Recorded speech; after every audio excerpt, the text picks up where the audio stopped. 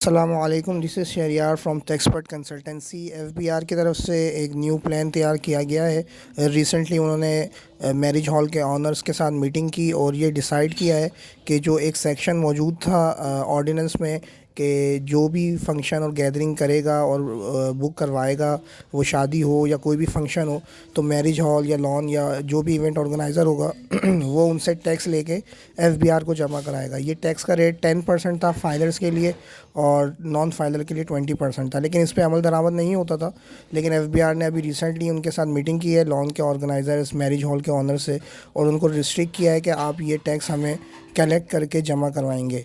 Late suppose अगर अभी आप कोई मैरिज हॉल बुक करवाते हैं, उसकी कॉस्ट 1 लाख है, तो अगर आप फाइलर हैं तो मैरिज हॉल आपसे 10,000 टैक्स भी चार्ज करेगा। अगर आप नॉन फाइलर हैं तो 20% मीन्स 20,000 आपसे टैक्स चार्ज करके गवर्नमेंट को जमा कराएगा।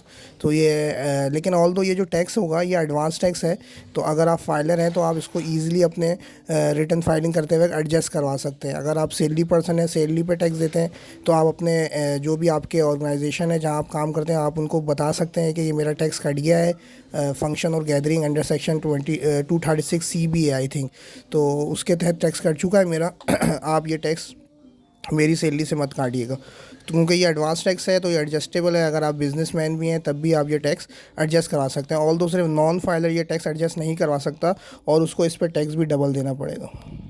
देखिए, हमने बताया कि 10% है फाइलर्स के लिए, 20% है नॉन फाइलर्स के लिए, और नॉन फाइलर एडजस्ट भी नहीं करवा सकता।